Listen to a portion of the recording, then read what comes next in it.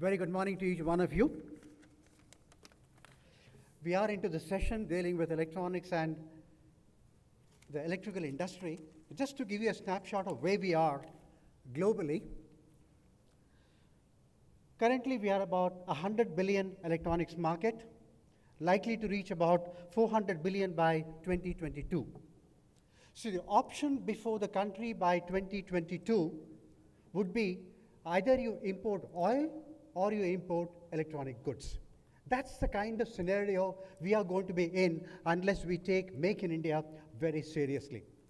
That's on the electronics front. I'm not going to speak much because we just have about 40 minutes time and we have 6 very high-powered, high-voltage speakers sharing this panel session. On the electrical side, if you look at the scenario is no different. The country's energy sector today has problems which keeps 300 million people outside the power sector. The power sector accounts for 70 billion Indian rupees of debt, which is close to about 4% of our GDP. The goal, as per the Electrical Act and also the policies announced in the recent past, says that we must have electricity for all by 2019, just about 2 years from now. Despite all the reforms that we see in the electrical sector at the national level, according to the World Bank, India today has the largest unelectrified population anywhere in the world. That's the kind of scenario we have in the power sector and in the electronic sector. As I did mention, unless we take some very definitive steps, as Sanjay Naik very rightly and appropriately pointed out, in the ESDM space, electronic system design and manufacturing, we need to increase the size of manufacturing. We have been stagnating at 15 to 16% of the manufacturing sector in the GDP for the past 20 to 22 years. And our national manufacturing policy postulates the GDP share of manufacturing to go to 25% by 2025. Now, it's eminently doable. It's a business proposition that we must all jump at and ensure that it happens. Now, as I said, we have very high voltage 6 speakers. I'll request Dr. Devi Shetty, who has got a very important engagement immediately after the session, to address the gathering. And then I request each one of the panelists to confine themselves to about 4 to 5 minutes of their presentation, a talk, and then we can have the Q&A, because I don't believe in a monologue, it should be a dialogue. So about 5 to 6 minutes for each one of the speakers, then we can take questions from the audience. So thanks very much for your attention, thanks very much for your patience, and I do request each one of you to participate in the session, ask questions, because that's the only way we make this session as lively as possible. I also request the panelists, they can speak from their respective places. They need not come to the podium. So I, at the outset, request Dr. Devi Shetty, and I repeat, none of the speakers in the panel require any introduction. They have established themselves not only in the state, but in the country as the literal who's who in the business line that they are in. So to begin with, I request Dr. Devi Shetty, you can continue with your presentation, your talk, the way you are sitting. Thank you very much.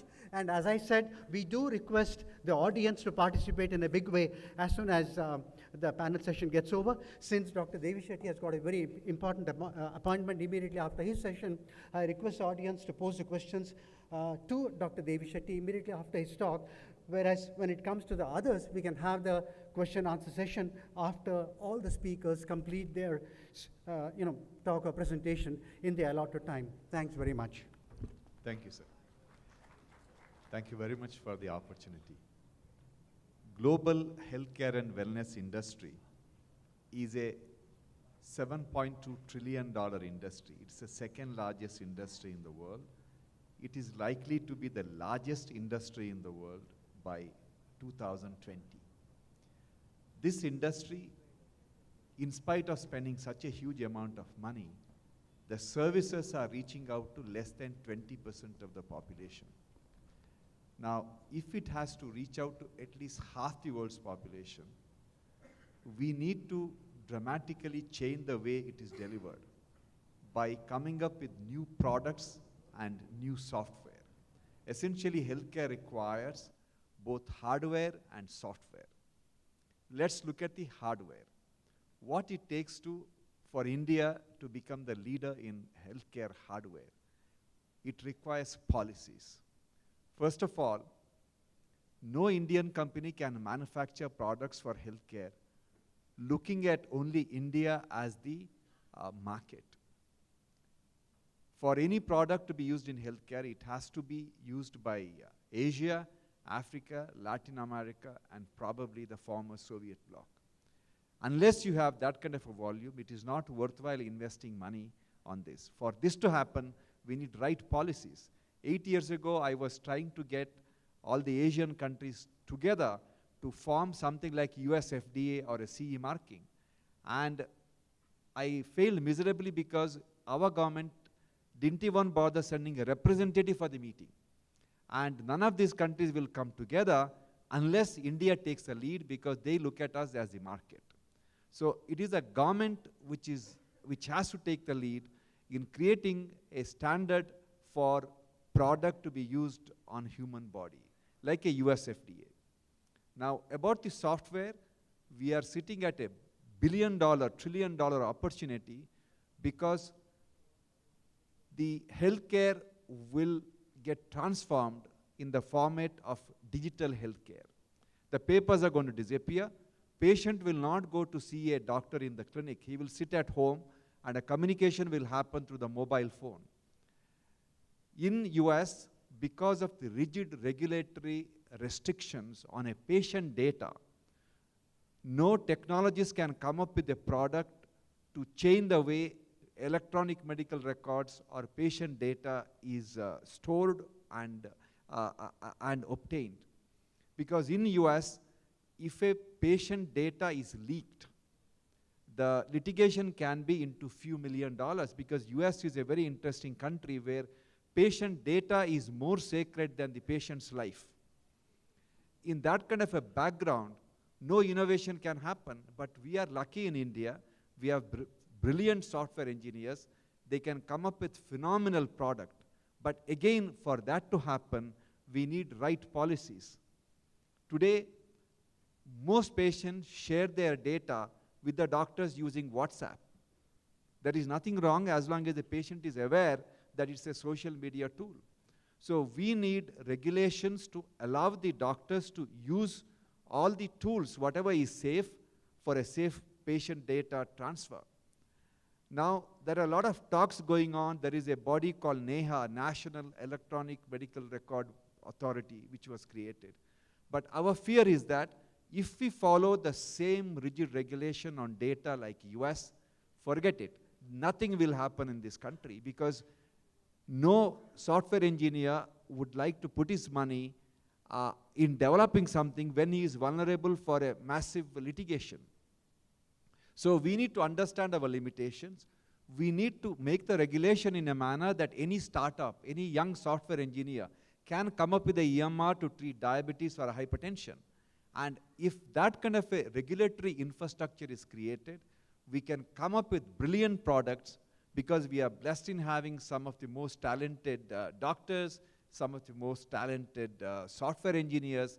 It is a phenomenal tool, because I believe that the next revolution in healthcare will happen by using digital data, and India is the right place to happen. For that to happen, we need right policies. Thank you.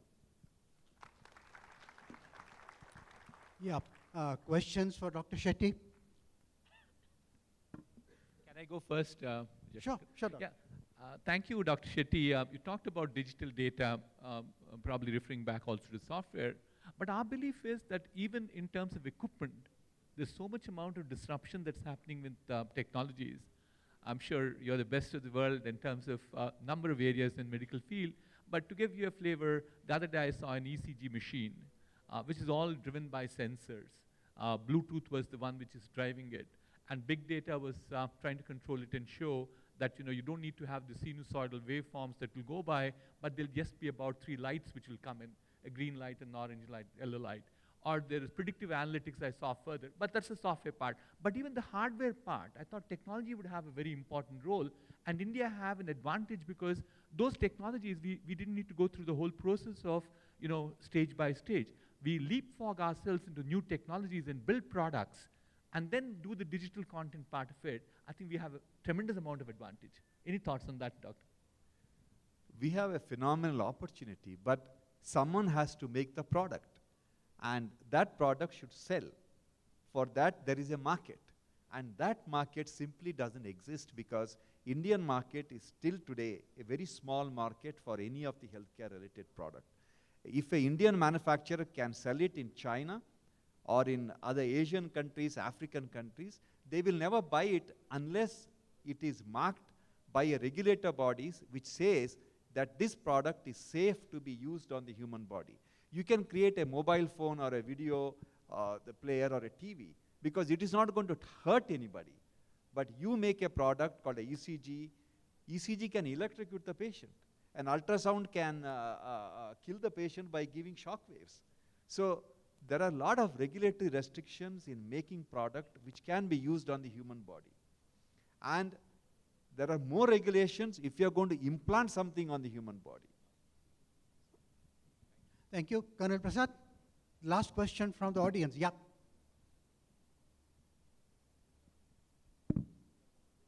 Am I audible? Yes. Can you hear me? Yeah, we can.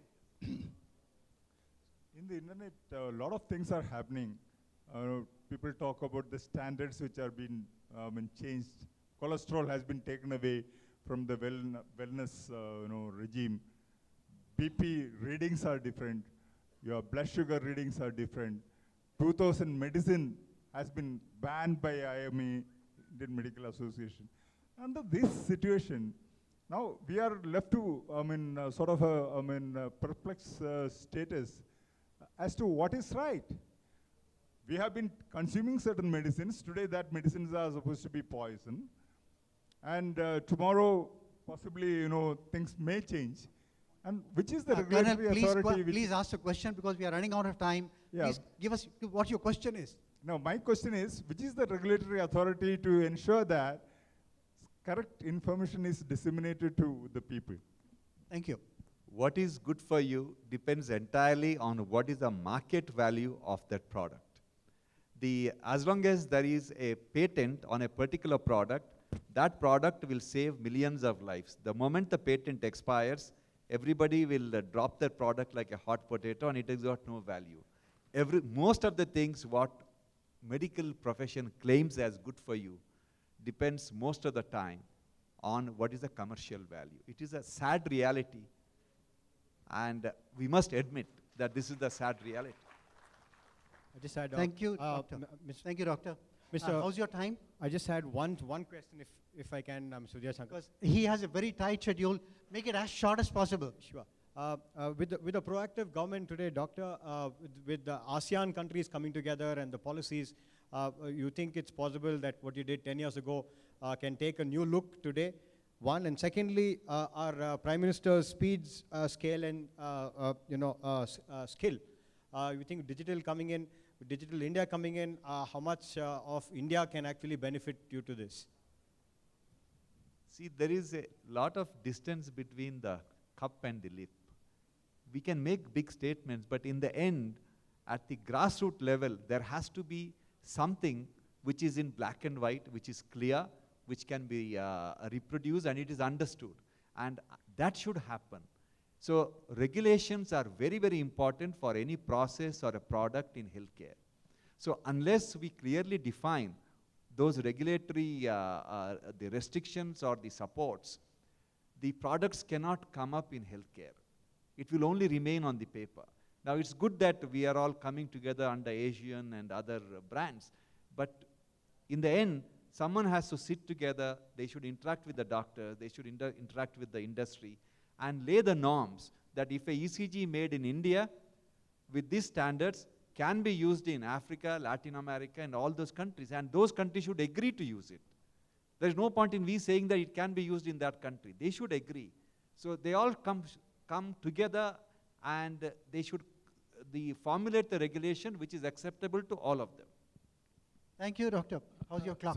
Sir, Okay. one question. I'm a doctor. Can we take it sir, offline? no, no, You know, it's Dr. refers to Dr. Shetty, Dev Shetty. Dr. Shetty Sir, responds very well please- on mail. please Please take excuse it me. online. I'll tell you why. I have only 20 Sir, minutes and I have just, 5 1 speakers. minute, because I'm of extremely sorry. Sir, it refers to Dr. Dev Shetty's point regarding medical devices. I'm a doctor, also a leader in the medical profession on a national scale, IMA and so forth. Refers to Dr. Dev Shetty. He has a point. Two things. Other thing I'll take offline. Regarding medical devices, we are in an initiative under the medical associations and think to take this online. We find the point is the quality. We need support from the government regarding regulation What's your of the question? quality.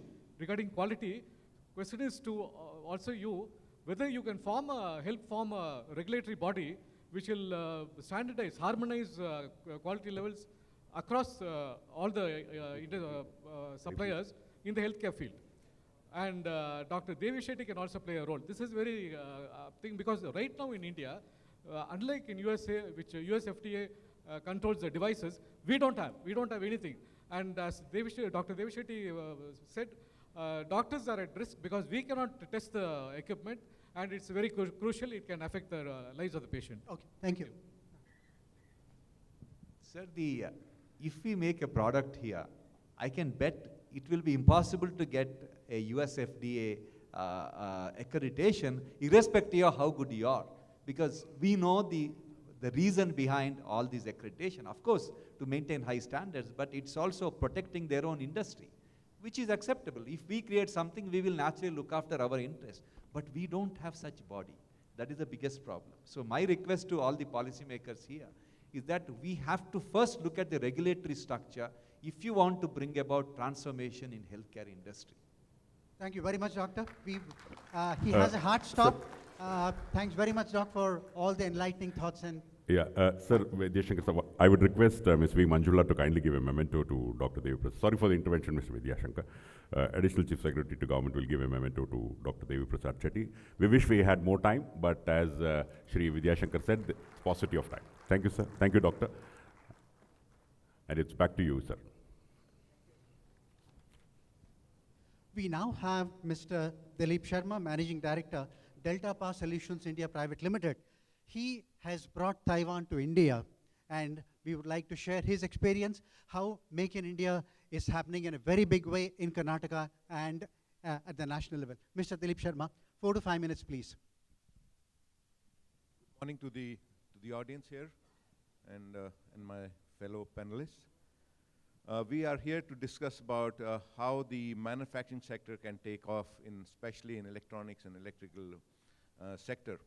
So I'm not going to talk about numbers because my fellow panelists have already mentioned that quite a few times. But what is important is to mention here is the the contribution of manufacturing sector to the GDP is still about 17%, whereas our Prime Minister has set up a target of 25% by 2025. The question is, this 17%, how much does ESDM contribute in this 17%? It's just 2%. And if 17% contribution to the GDP for manufacturing has to go up to 25, this 2% of ESDM has to scale up. That's very important. And if that doesn't happen, then probably 25% target is also looking tough. If you look at countries like Taiwan, for example, Taiwan has 15.7% ESDM contribution to the GDP. South Korea has about 15.1% ESDM contribution, manufacturing contribution to the GDP, and China has about 12.7. So it's highly likely that India can reach there, provided we have the right support and impetus from the government and all the ecosystem stakeholders. If we talk about how manufacturing, especially in ESDM sector, has to take off, and I think Sanjay put that very beautifully, that it has to be design-led, it has to have higher value-added content, and in my thinking, there are only 3 things that can take off our ESDM sector to a great manufacturing, world-class manufacturing level, and that's mainly technology, quality, and scale. While we have technology in India, we know that Bangalore has so many state-of-the-art R&D centers of all the global 500 company, Fortune 500 companies. So we have the technology. It's not that we don't have the technology. The engineers in India, and especially in Bangalore, are contributing so much to the semiconductor design, even though the semiconductor is manufactured somewhere else in the world. So we have the technology, but what we lack is the scale, and what we lack is the quality that the other part of the world is used to. China, Southeast Asia, Japan, they have been used to manufacturing from many, many years now. They have exposure to a lot of good practices in manufacturing, productivity, and also their sense of quality is totally different from how we look at it in India. And one of the reasons for how we look at it in India is also goes to the largest consumer in any country is the government, either directly or the end consumer. And somehow in a government there is a concept of L1, and when you talk about L1, everybody goes to try to be cheapest, and if you keep going on that race, then probably the mindset of our supply chain, our people, our engineers, our people who look at quality with a very keen eye is totally different. They're confused whether to be L1 or whether to be the best in the world. So this something has to go away. And that's number one. And number two is scale. And where will the scale come from? It's a huge market. We all know India is the third largest market for the TV set, second largest market for handset, set-top boxes, and so on and so forth. And with digitization happening, digital India happening, scales will even go up. So we have the scales. But we also have the opportunity to combine the scales of Middle East, Africa, and Europe, and not only our domestic market itself. So that if we combine these scales, it becomes a huge number, a very, very big number. And most of our peers in the industry in India, especially ESDM, and our supply chain, never looks at combining all of this together. Because the infrastructure in India is so tough that probably reaching the ports and then exporting from there, and then competing with the others who are shipping from world over makes it highly impossible. So to get the technology, quality, and scale, what we also need to do is we need to incentivize somehow the small-scale industry, because there is where most of our supply chain lies. And that supply chain has to be educated, has to be financed in a way, or maybe capital has to be made cheaper for them. And unless that last mile, the supply chain comes up very well, infrastructure bottlenecks are removed, and the bigger market are made accessible. Once this happens, I think we are well poised to take off, because we will have all the three elements that need us to be there. Thank you. Thank you, Dilip. Thank you very much. We have Anil Rai Gupta, Chairman and Managing Director, Havells India Limited. He is a household name, and I mean it. Thank you, Mr. Vidyasankar. I think I'll share a little bit of a story, because just now the gentleman sitting on my left was asking me whether we manufacture all the products in India or we outsource them. And I feel proud to say today that all that we sell in India to the Indian consumers is not only manufactured in India, but in all in our own plants. And when I go and meet people, they ask me, oh, electrical products, they're all imported from China, and you must be getting them branded. And I say, well, this is something such a big misconception. And the story goes, much before the Make in India plan or the program started by our Prime Minister. Sometime in the early 2000s, when we were a smaller company, and a lot of European multinationals were coming into India. And, we were a little bit skeptical, apprehensive about the fact that whether our technology, our product quality would be able to match the European multinationals. And on the other hand, at that time, there was competition coming in from the Chinese manufacturers at much lower costs than ours. And at that time, I remember all the people in the electrical industry decided to go to China and start importing the products and closing down their own manufacturing. And at that time, we said, okay, we have our own manufacturing, but today we need to invest and probably go the other way. And we need to invest in world-class plants to compete against the European quality as well as technology, invest in our own R&D as well. And on the other hand set up world-scale plants to compete against the cost of the Chinese manufacturers. And I think that decision, one decision that we took, that we kept on investing year on year into world-class plants and world-scale plants. And today we are at a situation that we can proudly say that all the products that we sell are manufactured in-house. And that was much before the so-called the Make in India buzz that is being flowing around. And not only that, I think it propelled the company to not only in-source in the entire technology, but the production quality, the manufacturing systems, the cost control. And today, we can proudly say that, in the electrical industry, despite having the highest investment in manufacturing, our ROIs are the highest in the electrical industry. So I think the point here I want to make is that, whilst the government is now in a mood to give a lot of impetus to the Indian entrepreneurship as well as to the industry to get into their own manufacturing, take the 12% manufacturing to 25%. It requires a lot of internal entrepreneurship and gut also to get into this whole program and the mood of the nation to go into manufacturing. And I think the times have changed. Now a lot of design-led manufacturing needs to come in. As I think Sanjay also mentioned, whether it's manufacturing-led, factory-led manufacturing or design-led manufacturing, I think as you rightly said, it's a combination of both. But today, after 15 years, I can say that it is also a lot of focus has to be on design-led manufacturing. And with the government's